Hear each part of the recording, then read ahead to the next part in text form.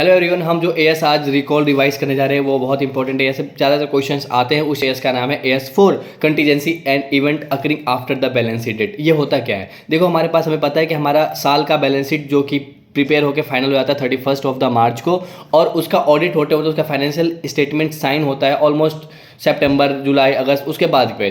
तो जो बीच का पीरियड आ जाता है, उस पीरियड में अगर कोई ऐसी इवेंट अकर हुई हो जो कि कहीं ना कहीं हमारे करंट फाइनेंशियल स्टेटमेंट से रिलेट करता हो या कहीं ना कहीं इफेक्ट डालता हो या फिर फ्यूचर में इफेक्ट डालेगा, तो हमें करंट वाले फाइनेंशियल स्टेटमेंट का बिफोर अप्रूवल हमें उसमें क्या कुछ कर सकते नहीं कर सकते वो पूरा इस एएस हमें बताता है। तो ये एएस कहता है, देखो, इवेंट दो प्रकार की हो सकती है उस बीच में। एक तो एडजस्टिंग इवेंट होती है, एक नॉन एडजस्टिंग इवेंट होती है।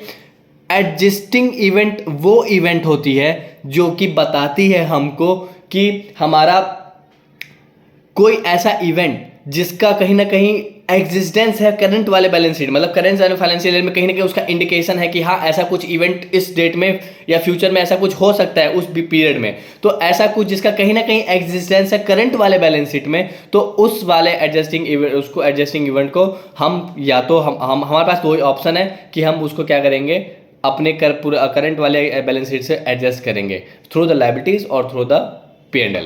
ठीक है। सेकंड आता है non adjusting event. Non adjusting event वो इवेंट होते हैं जो बिल्कुल न्यू इवेंट होती है, जो कि कहीं ना कहीं पुराने वाले एग्जिस्टिंग बैलेंस शीट से कहीं से किसी प्रकार का कोई ताल्लुकात नहीं होता है। तो उस प्रकार के आइटम्स को हम क्या करते हैं, हम उसके लिए डिस्क्लोजर दे देते हैं। Very simple, very easy. ठीक है। अगर कोई एग्जाम्पल पूछे तो वेरी सिंपल सा एग्जाम्पल, अगर मैं को नॉन एडजस्टिंग इवेंट का, तो फायर अकर्ड और the reduction in the value of the investment और the reduction of the value of the stock. ये हमारी दो एक एग्जाम्पल हैं। और अगर मैं बात करूँ एडजस्टिंग इवेंट की, तो एडजस्टिंग इवेंट बहुत सारे हो सकते हैं। Insolvency of the debtor, liquidation statement और सेटलमेंट हो सकती है, error and preparing of any reporting.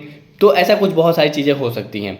तो कुछ स्पेशल केसेस, अगर डिविडेंड डिक्लेयर हुआ हो after the balance sheet date, ठीक है, लेकिन प्रीवियस से वो क्या कहते हैं एग्जिस्ट नहीं है, तो बट ये स्पेशल केसेस है, यहाँ पे हमको क्या करना होगा, यहाँ पे डिस्क्लोजर देना होगा। ठीक है। और सेकंड, अगर बहुत इंपॉर्टेंट चीज़, अगर कहीं ना कहीं ऐसी कोई भी घटना घटी हो, ऐसी कोई इवेंट हुआ हो जो कि कहीं ना कहीं हमारे गोइंग कंसर्न एग्जम्पशन को अफेक्ट करता हो, उस केस में गाइज हम अपनी एसेट्स और लायबिलिटीज़ को रियलाइजेबल वैल्यू पर वैल्यूड करेंगे और डिस्क्लोजर देंगे। दैट्स ऑल, खत्म, बाय।